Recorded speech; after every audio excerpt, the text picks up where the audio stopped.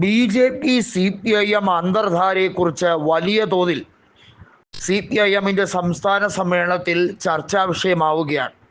നേരത്തെ തന്നെ CPIM കൃത്യമായി പറഞ്ഞൊരു കാര്യമുണ്ട്. അത് ഒരു തുറന്ന് സമ്മതിക്കലാണ്, ഒരു കുറ്റസമ്മതം പോലെയാണ് പറഞ്ഞത്. CPIMന്റെ പാർട്ടി ഗ്രാമങ്ങളിൽ വോട്ട് ചോർച്ചയുണ്ട്.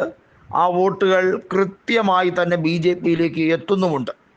അതായത് കണ്ണൂരിലെ പാർട്ടി ഗ്രാമങ്ങളിൽ, കണ്ണൂരിൽ മാത്രമല്ല കാസർഗോഡുള്ള ചില പാർട്ടി ഗ്രാമങ്ങളിലും വലിയ രീതിയിൽ വോട്ട് ചോർച്ചയുണ്ട്. നമുക്കറിയാം, കാസർഗോഡ് ജില്ലയിലെ 5 നിയോജക മണ്ഡലങ്ങളാണ് മൊത്തത്തിലുള്ളത്. അതിനകത്ത് കാഞ്ഞങ്ങാട്, കാസർഗോഡ്, തൃക്കരിപ്പൂർ, ഉദുമ, ഇങ്ങനെയാണ് അവിടുത്തെ നിയമസഭാ മണ്ഡലങ്ങൾ ഉള്ളത്. അവിടെ എടുത്തു പറയേണ്ട ഒരു സാഹചര്യം, കാസർഗോഡും കാഞ്ഞങ്ങാടും BJP പതിവായി 2ാം സ്ഥാനത്താണ് എത്തുന്നത്. അവിടെ CPIM വോട്ടുകൾ വളരെ കുറവാണ്. എന്നാൽ അത് ക്രമാതീതമായി CPIMൽ നിന്ന് കുറഞ്ഞ വോട്ടുകളാണ്. എന്നാൽ കഴിഞ്ഞ ഏറെക്കാലമായി തൃക്കരിപ്പൂരിലും അതുപോലെ തന്നെ ഉദുമയിലും വലിയ തോതിൽ CPIMന്റെ അല്ലെങ്കിൽ ഇടതുപക്ഷത്തിൻ്റെ വോട്ട് കൃത്യമായി കുറയുന്നുണ്ട്.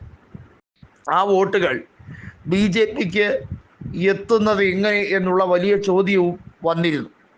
ഇവിടെയാണ് മറുപടി പറയാൻ അവിടുത്തെ നേതാക്കൾക്ക് വലിയ രീതിയിലുള്ള വിമ്മിഷ്ടം വരുന്നത്. കാരണം അവർക്കറിയാവുന്ന ഒരു കാര്യമാണ്, ബൂത്ത് ലെവലിൽ പരിശോധിക്കുമ്പോൾ ഓരോ ബൂത്തിലും CPIMന്റെ 100-150 വോട്ടുകൾ കൃത്യമായി BJPയിലേക്ക് പോകുന്ന കാഴ്ച.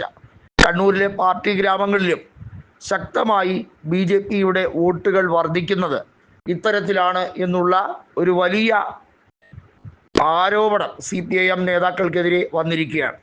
ഇതിനെതിരെ കണ്ണൂരിലെയോ കാസർഗോഡിലെയോ ഉള്ള ജില്ലാ കമ്മിറ്റി നേതാക്കൾക്ക് ഒരു രീതിയിലുള്ള അഭിപ്രായവും പറയാൻ പോലുമില്ല. കാരണം അവർ ഒരു പരസ്യ കുറ്റസമ്മതം നടത്തിയതിന് തുല്യമാണ്. നമുക്കറിയാം, ലോക്സഭാ തെരഞ്ഞെടുപ്പിൽ BJP ആദ്യമായി ലോക്സഭയിൽ ഒരു അക്കൗണ്ട് കേരളത്തിൽ നിന്ന് തുറക്കുന്നു, അതും തൃശ്ശൂരിൽ. CPIയുടെ 4 ലോക്സഭാ മണ്ഡലങ്ങളിലും CPIM പ്രവർത്തകർ നിർജീവമായിരുന്നു എന്നുള്ളതാണ് സത്യം. എന്തിനധികം പറയുന്നു, മാവേലിക്കര ലോക്സഭാ മണ്ഡലത്തിലാണ് CPI ഭേദപ്പെട്ട മത്സരം കാഴ്ചവെച്ചത്. അവിടെ കൊടിക്കുന്നിൽ സുരേഷിന് ടൈറ്റ് ഫൈറ്റാണ് CPIയിലെ അരുൺകുമാർ കൊടുത്തത്. 10,000 വോട്ടുകൾക്ക് മാത്രമാണ് കൊടിക്കുന്നിൽ സുരേഷ് അവിടെ വിജയിച്ചത്.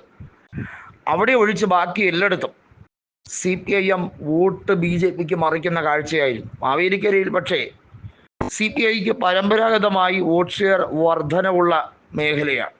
അവിടെ പണ്ട് മുതലേ CPIക്ക് വലിയ രീതിയിലുള്ള പേരോട്ടം ഉള്ളത് കൊണ്ട് തന്നെ അത് ഒരു ഗുണകരമായ കാര്യമായി LDFന് എടുത്തു പറയാവുന്ന വിഷയമാണ്. എന്നാൽ തൃശ്ശൂരിലും വയനാട്ടിലും തിരുവനന്തപുരം ലോക്സഭയിൽ CPIയുടെ വോട്ട്, അതായത് ഏറ്റവും ദയനീയമായ അവസ്ഥയിലേക്ക് പോവുകയും അവിടെയെല്ലാം BJPയുടെ വോട്ട് ക്രമാതീതമായി വർദ്ധിക്കുകയും ചെയ്തു.